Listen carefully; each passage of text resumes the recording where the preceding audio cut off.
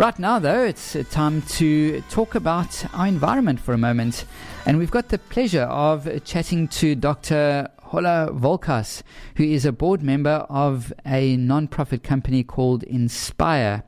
And we're going to talk about various aspects of renewable energy and initiatives and programs that INSPIRE has in place to ensure decarbonization and also a just energy transition. And if all of those words sound very big and complicated, well, Dr. Holle Wlokas is on the line and she's going to explain what we were meaning. Dr. Wlokas, good morning and welcome to Wild Coast Radio. Good morning, Wayne. Thank you so much for having me. An absolute pleasure. And I think to kick off, INSPIRE, a non-profit company, but what exactly do you do? Sure. INSPIRE stands for the Initiative for Social Performance in Renewable Energy. It's a really lucky acronym, and when we found it, we decided instantly to stick to it because it really is inspiring to go by. So we are a new not-for-profit organization, a not-for-profit company that aims to support the renewable energy sector to maximize its economic and community development impact. INSPIRE came out of Synergy Global Consulting, which is a firm I work for, a social performance consulting firm. It came out of our understanding for how the renewable sector needs to mature in its social performance. Synergy for that has received seed funding from two renewable energy companies, BTE Renewables and Lekela, who each of them hold shares and own various of the current wind and solar projects in the country. And then there was a third investor called Actis. They came also on board. And you mentioned something now, and renewable energy and wind. And I just want to deviate ever so slightly because yesterday was Global Wind Day. And, you know, with renewable energy being very, very important in our country, and we know all about the challenges. But just for a moment, if you could tell us a little bit about the Global Wind Day, which took place yesterday. I mean, here down in the Eastern Cape, we are familiar with wind. Sure. The Global Wind Day is really one of those international days in our calendars that shall remind us of the power of wind and really celebrate, I suppose, what wind and wind energy can really hold for our future globally, that is. So in South Africa, the industry also attends to it in various ways. There are competitions in schools to draw wind turbines or build little models. There's various different activities to just draw attention to the opportunity that comes with the wind industry and wind-powered electricity generation. Okay, and of course yesterday celebrating Global Wind Day, and that's an interesting day. Here, you know, in the area that we live, every day is Wind Day, so we should actually have turbines on the roof. But Dr. Wlokas, going back to the points of renewable energy, and you know, with the challenges we have in South Africa, especially, renewable energy is definitely. It seems to be the way to go. Personally, I get a feeling that the government is resistant to it, or aspects or individuals or elements within the government seems to be hankering after remaining coal-powered. But, I mean, we've got plenty of sunshine. We've got vast areas of sort of open land in I'm talking about the Karoo and the northwestern Cape. We've got lots of wind along the coast. From in your perspective, or from a layperson's point of view, surely we've got the right mix to be completely dependent on renewable energy. Yeah, indeed. We have huge renewable energy resources and potential, which we need to use much more to feed our electricity needs in the country. And we are, as you mentioned, sort of in a process of transitioning. The energy transition is on many people's minds. And it really stems from an understanding that we're learning more and more clearly that the old ways of generating electricity are no longer viable. Even the economics, they have simply changed. Coal mining and powered electricity generation has become very, very expensive. Renewable energy is much cheaper in terms of what it can offer to produce electricity. And so for pure economic reasons, we have to change. But such huge systemic change is, of course, really, really complex. So we are sitting with a very important and challenging moment in our history, I believe, as a country, but also globally, because we're not the only country that sits with this very tricky space, and needing to find new ways to structure the energy system and to set our landscape. Okay. And, just on that point, I mean, I was reading something the other day that Australia is one of the world's biggest users of coal for its electricity generation, which is actually quite scary. Yeah, and yet they have a lot of sunshine as well, and wind. And the living conditions around coal power plants, as you know, in Mpumalanga, are really challenging for people as well. So there are public health reasons, there are livelihood reasons for why shifting to more cleaner and safer ways of generating electricity is really, really needed. And in South Africa, it's not that we're not doing that. Like in 2011, the government launched REAP, the Renewable Energy Independent Power Producer Procurement Program. It may be slightly unfortunate acronym or different to INSPIRE. It's a bit more tricky on the tongue, but REAP really sets a precedent for how a country that is economically really challenged as South Africa can implement renewable energy and work towards a more energy secure future, in the same time also attend to economic development.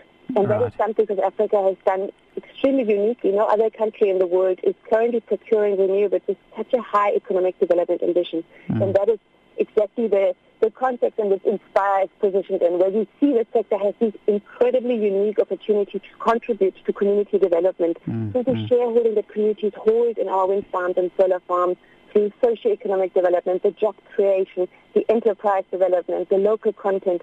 And yet it's not only a huge opportunity, it's also really challenging to, of course, plan and implement and monitor and learn along the way how to do this best. And that is what INSPIRE is helping to support, by providing a platform for learning, exchange, and dialogue, really, for all the stakeholders involved. And you've actually mentioned a very important point there, in that there's a lot of involvement in the immediate communities. And, from an outsider observation point of view, it looks like if you want to set up something like a renewable energy, let's say a wind farm or whatever the case may be, that you've got to jump through all kinds of hoops. But at the end of the day, there's actually a fairly very well thought through process in that whole structure to, as you mentioned, get involvement at grassroots level, which almost creates an energy economy, where people have direct buy-in to the sources of energy as another form of income, another industry that one can derive an income out of. Exactly, yeah. It is really a fascinating program where the government is partnering with private sector to generate electricity, which is somewhat new, because oftentimes our coal power plants, the nuclear power plant we have outside Cape Town, they are government-owned. Now we have the private sector partnering with national government, and also community shareholding. Citizens are partners, in fact shareholders in the project. So that allows for conversations and opportunities to really grapple with what does that mean? What do we do with the shareholding, the dividend flows in the communities that host projects, that own the shares, and what can that translate into in terms of immediate energy services maybe in the local communities, which unfortunately can't plug directly into the wind farms because they go into the national grid. It doesn't land in the immediate environment or in the immediate households and communities. But there are, of course, competencies these companies hold in terms of engineering, energy planning, that can come to benefit communities with their own energy needs as well. And then on top of that, there is opportunity for skills development and job creation and small businesses that can find their way into the supply chain of the renewable energy plant. And of course also there are many ways that the ripple effects from the construction time of these plants as well as the operation time can support the local economy. It's really exciting times, and I think it's a time where we're uniquely positioned to learn from all the different projects that we have in the country. You mentioned the Northern Cape, the Western Cape, the Eastern Cape. We have nearly 90 projects connected to the grid. There are lots that we can look back on in terms of hindsight, the last 10 years. What can we learn from what we have done as a sector together, all the different stakeholders involved for the next 10 years? that we currently still have contact with ESCOM, those projects that are already on the line. And then hopefully, as the policy sort of environment continues developing, if and when government presents commitment, I'm going to say, to continue procuring and implementing renewable energy, we will then hopefully apply those lessons to fine-tune further the program or other ways we might be implementing renewables to really benefit the country as best as possible. And that also talks directly to another elephant in the room, and the term decarbonization, where we're working towards getting, we don't want carbon-based fuels, and we're trying over time to move away from that. The sad part is that obviously, ESCOM and the South African government built 2 brand new coal-fired power stations, and I mean, 2 of some of the biggest plants in the world that have just been built here in South Africa. And it's a pity that we didn't kind of go the renewable route earlier, but obviously decisions were made with various factors taken into account. But there is a definite move, and INSPIRE is in place to actually push for and working with stakeholders to ensure decarbonisation does take place over a period of time. And not only that it takes place, but also that the way we make it happen benefits local communities, our country, and the continent. Because there are incredible ways, some of those we just touched on in terms of local content, job creation, skills development, local ownership, into the land ownership where plants are positioned on. There are really, really beautiful opportunities to, in creative ways, structure projects, structure the policy as well as the procurement program, as we are already in the current REAP context, which is very ambitious from an economic development perspective. But we can still learn from what we have been implementing the last 10 years, and that's really what INSPIRE is helping to do, with more action-oriented research, help the sector to innovate, prototype, incubate new and really new processes and investments, transformation-focused really, and to provide opportunity for everyone involved to learn by coming together, because we believe really, and we have seen over the last 10 years, that there isn't a single firm, a single company, a single practitioner, or a single stakeholder even in the entire ecosystem of our country in the renewables, as far as renewables is concerned, that has all the answers. We really need to come together and be honest with each other, and let's use this opportunity together to share and to really work together to ideally find ways that we can implement renewable energy in really sustainable, socially sustainable ways, where we can see the benefits clearly, and we don't have to have this very contested policy conversation in circles where we wonder, does it benefit our country or does it not? Yes, and you can kind of get past the paperwork and get down to actually making the energy. Dr. Wlokas, a last question, and in wrapping up. You've answered some of the points already, but if you had to stroke your crystal ball with a nice piece of silk, where is the future of renewable energy in South Africa? How do you envisage it? Are we all going to have solar panels, electricity and hot water systems on our roofs? Is it going to be a more national process where we've got vast tracts of land that's got massive power, massive solar cells laid out, lots of wind generation? Where are we headed, or is it a mixture of all the above? It's the last point in my view. It's the mixture of all of those, and that is really what renewables offers, the opportunity to make it fit to scale and context.